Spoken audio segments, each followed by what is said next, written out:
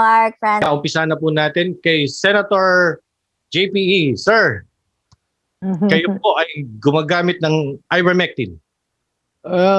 Mark, may nagbigay sa akin ng isang botelya Opo.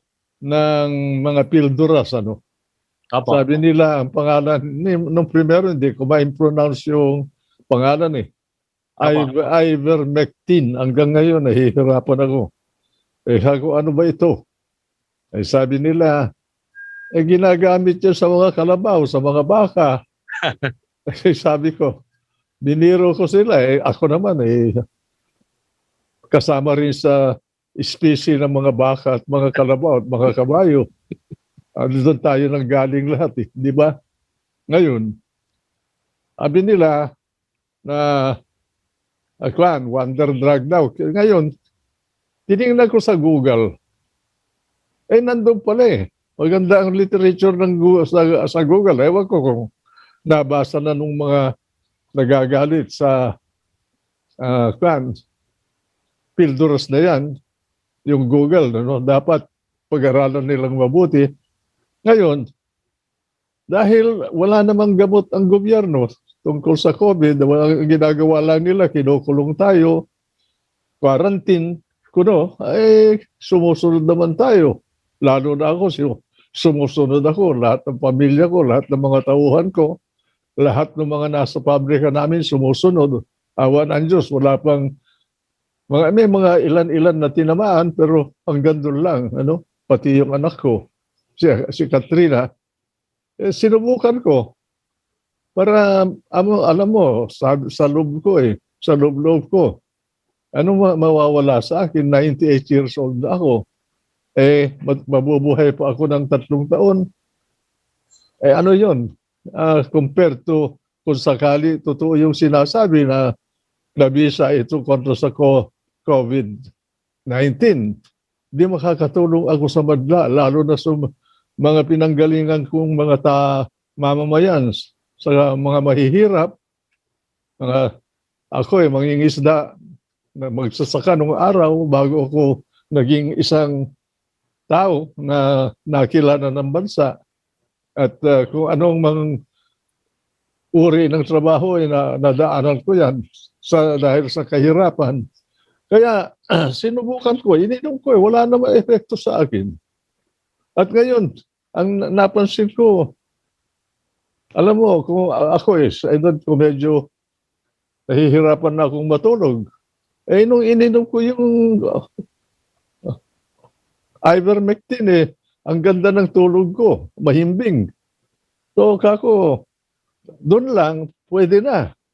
Lalakas sisigla ng katawan ko. Kaya, uminom ako. Pagkatapos ng 2 araw, uminom ako ulit. Ngayon, every 2 weeks, umiinom ako. Ang problema ko lang, wala nang supply. Pero ang alam ko, maraming umiinom, pati pulis, pati sundalo, umiinom sila. Ngayon, kung paaresto nila yung mga umiinom, wag naman si Enrile ang isi-single nila. Dahil naging artista siya, uminom siya, pinakita niya sa madla para huwag sila matatakot. Di ba? Ganun ako sinusubo ko yung buhay ko para sa aking gustong tulungan. Opo. Kaya, maklaro ko lang po. Ang payo ko lang sa kanila, dahan-dahan sila dyan. Unang-una, kung umiinom ang mga kapulisan, mga sundalo, magagalit din sila at mabubualtahan sila. Opo. Pangalawa, public opinion will be against them. Yeah. Hindi nila mababaluktot yung public opinion na yan. Pag umalsa yan, umangal, ano ang alternatibo ninyo? Kayo na nagbabawal. What's your alternative for the people who are dying? They're dying in tents. You cannot handle them. Yun nga po, Senator, actually talagang overwhelmed na po ang ating public health system. And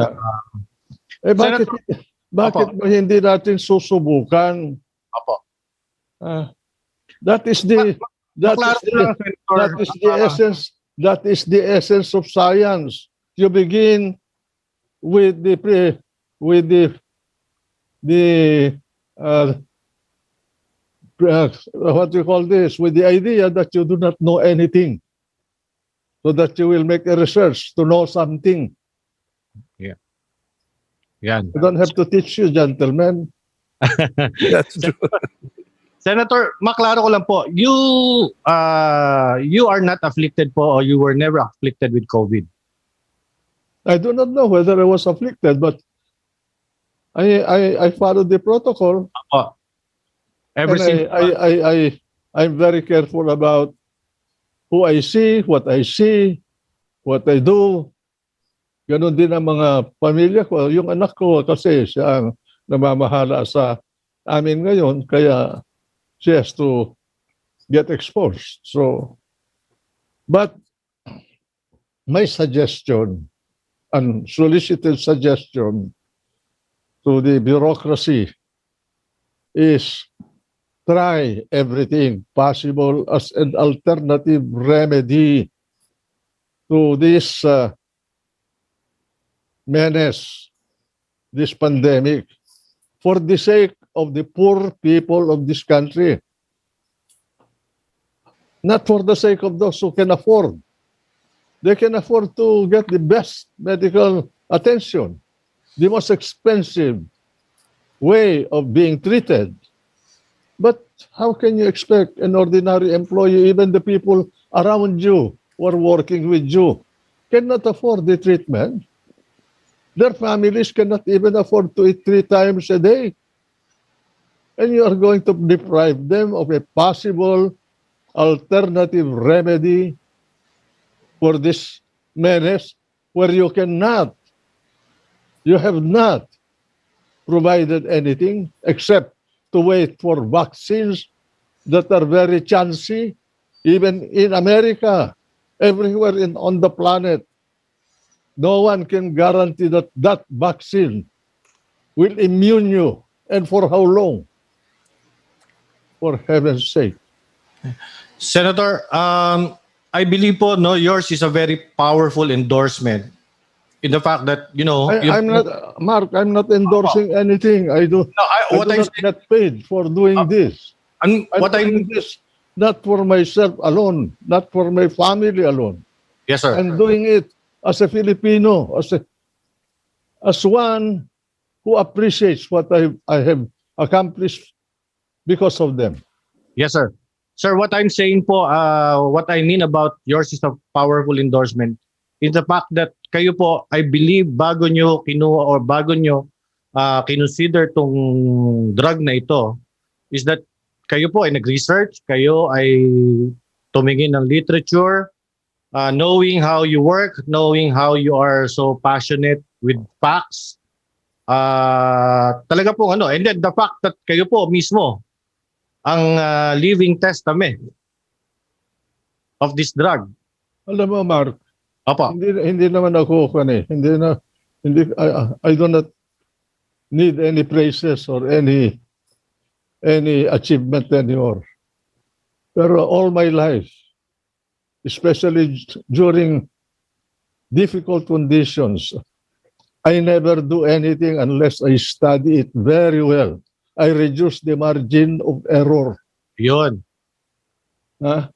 Yes, sir. Yun po yung pino-point out natin that kayo po, I believe na sinigurado nyo and hindi kayo basta-basta magte-take ng isang drug o isang medicine that you would feel na hindi po yung kanyang efficacy. I will be the most irresponsible personality on this planet, in this country, if I will go public without studying it. And let alone the fact that I'm exposing my life, my family, to something that I have not studied very well. When I open my mouth, I know at least what I'm talking about. And it shows, sir, dahil it shows 98 years old. Kaya po, and Good God. Now, sir, now that your family is also like si Ma'am Katrina, uh, Yes. if we were to ask you po, you are also taking ivermectin. Yes, I took ivermectin. I was a friend of mine found out I had COVID, so they gave me 2 bottles, and I followed the protocol that's all over Facebook and all these chat groups, no? So I took it for 5 days straight. The minute I found out I was COVID positive, but the thing different now was my symptoms were kind of very different. I just had itchy throat.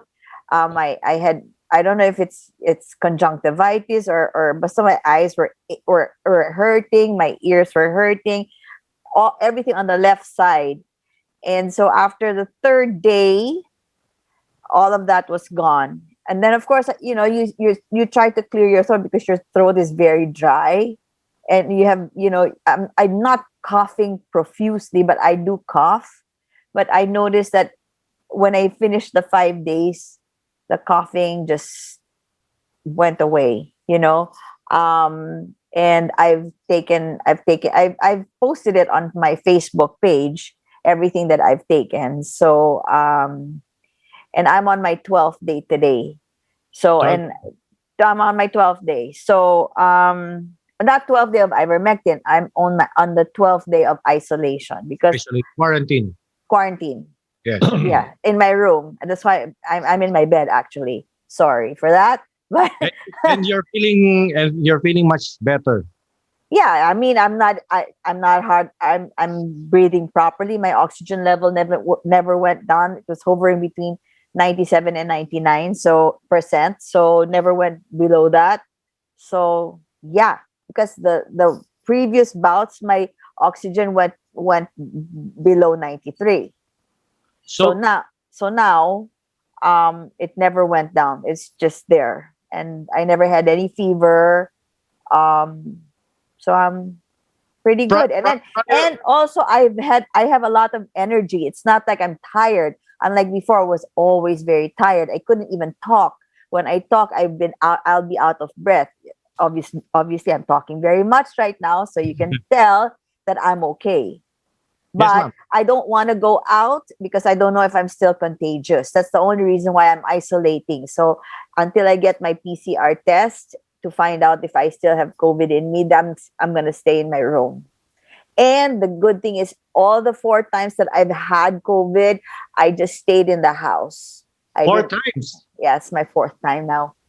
And Proof of I do not know whether Dr. Eric Domingo has conducted this kind of an experiment. He's a doctor, I'm not, but I'm willing to debate with him on this matter. Uh, and I don't think he can stand the questions that I will ask him. I'm not, uh, I'm not joking. Now,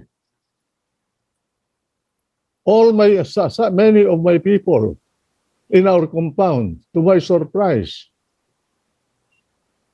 were found positive. okay. We did not bother the government. We did not tell the government about it. We assumed the responsibility to find something to treat them. What did we do? My daughter did this. He distributed to us ivermectin. All of us, my wife, myself, my wife, herself, and all the affected employees, even those who were not, drank ivermectin. I do not know whether Dr. Domingo did this. Today, from day one until today, none of them suffered Exhibited any any symptom. symptoms. We took ivermectin, we took Lianhua, Lingua. Linghua, or whatever how you pronounce it, and Mhm. that's it. Now, explain to me what is the miracle that happened that those who were found positive by doctors who conducted the test on them, medical science pronounced that they have COVID. None of them went to a hospital to be incubated. None of them had fever. None of them lost taste. None of them lost anything, even their sanity. I'm willing to debate with these doctors. We have a doctor here, Has any one of them obtained any Nobel Prize? The one who discovered this got the Nobel Prize for discovering it. And it was dubbed, characterized by the world as a wonder drug.